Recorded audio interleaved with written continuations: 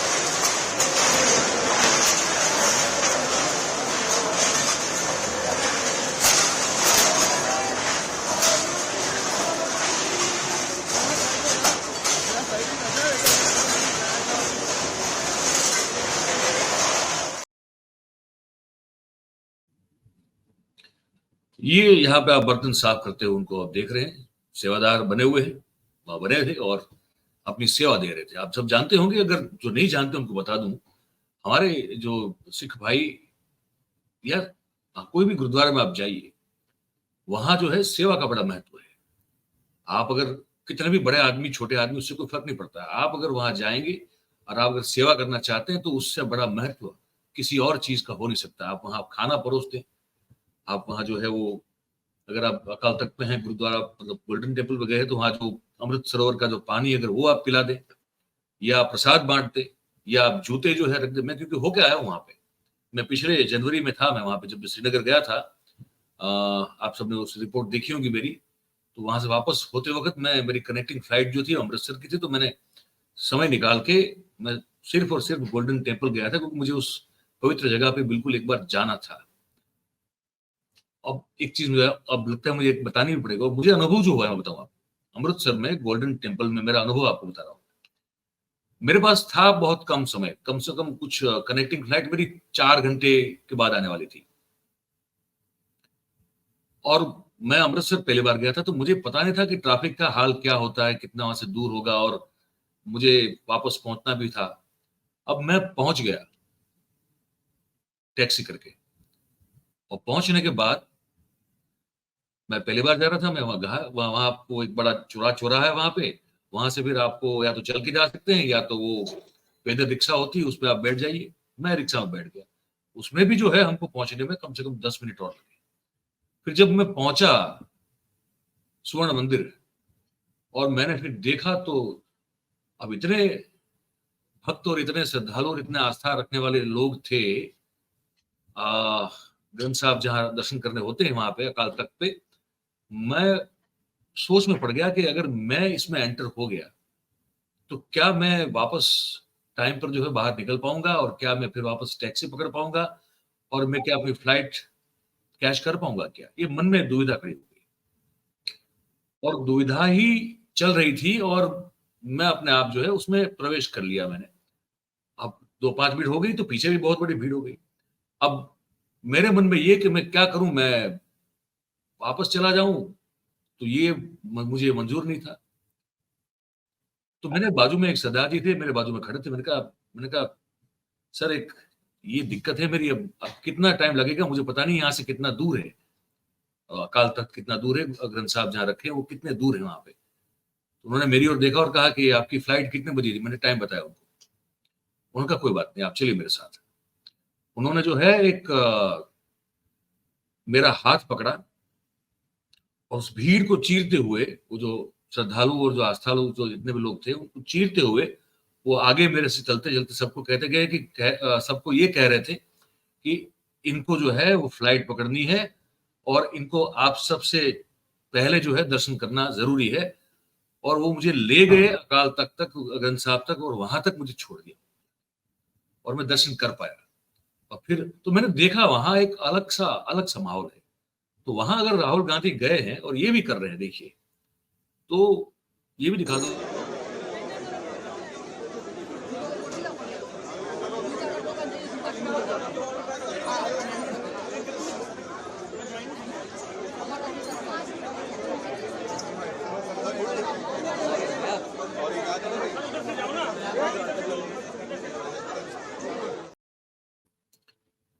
तो ये वहां शू सेंटर होता है, वो तो वो सब सेवा की बात कर रहे हैं। उन्होंने 3 दिन की, राहुल गांधी ने वहां 3 दिन अलग अलग तरह से हर चीज की सेवा की।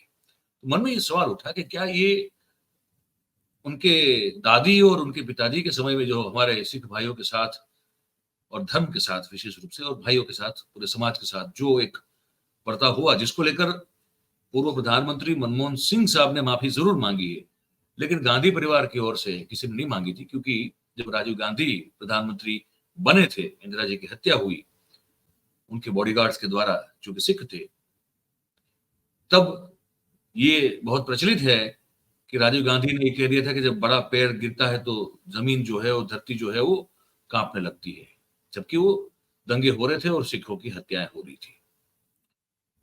तो मुझे लगा कि इस परिवार की ओर से किसी ने कभी इस मामले में अपना दुख या अपनी ग्लानि नहीं जताई है, तो क्या ये वो इस तरह से प्रकट करने के लिए गए हैं क्या? क्योंकि और कोई तो वहां है नहीं, राजनीति का कोई वहां बहाना बनता नहीं अभी।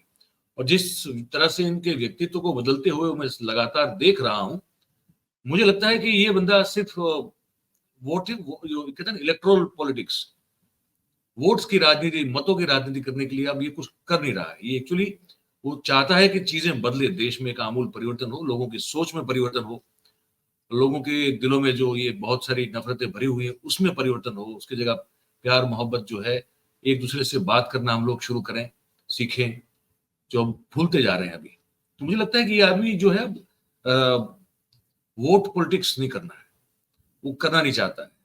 तो मुझे तो लगा कि ये जो है वो एक तरह से सेवा करके जो है वो मुख प्रायश्चित करने की कोशिश कर रहा है। अब इस पर जो है वो जो गुरुद्वारा प्रबंधक कमेटी है, वहां के उनके जो एक पदाधिकारी है, उन्होंने क्या कहा वो मैं आपको सुना देता हूँ। राहुल गांधी यहाँ पहुंचे हैं, कल से सेवा कर रहे हैं, आज भी उन्होंने किया है। किसी ने उसको किसी तरह की कोई टाँच भी नहीं की है।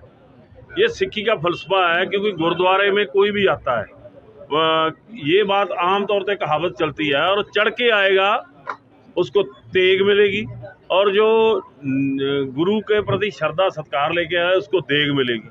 मतलब जैसे आप जानते हैं, ये अगर चढ़ के आई, या इंदिरा गांधी की फौज जब चढ़ के आई थी तब उसको तेग मिली थी। उनके जो टैंक थे वो रुक गए, कितने फौजी मारे गए, जितना बड़ा अहंकार था इंदिरा जी को, वो अहंकार सारा चूर हो गया। चाहे हमारे संत महापुरुषों ने, सिखों ने कुर्बानी की है। मैं बात ये, एक तो बात ये है कि जो सिख फलसफा है उस बात को आपको दर्शाना चाहिए।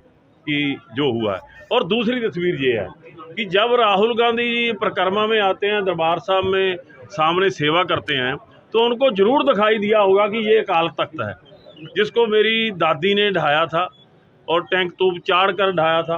और जिस दरबार साहब में वो माथा टेकने गए, तो उनको ये तस्वीर देखनी चाहिए थी, याद करनी चाहिए थी कि यहाँ पर दरबार साहब में जो ग्रंथी बैठा है, जहाँ पर नतमस्तक हुए हैं, वो जहाँ पर कीर्तन श्रवण किया है, वहाँ पर जो ग्रंथी था उसकी गोली से शहीदी प्राप्त हुई है और साहेब श्री गुरु ग्रंथ साहब जी के बीच गोली लगी है, आज भी वो मौजूद है। ये तस्वीर उसको देखनी चाहिए थी कि अकाल तख्त हमने तो, मेरी दादी ने तो ढा दिया, लेकिन ये फिर भी उसी बुलंदी पर खड़ा है, वो ढया नहीं है, वो उसी तरह उसरा हुआ है, शायद उससे भी अच्छी पोजीशन में है। ये बात एक तस्वीर है।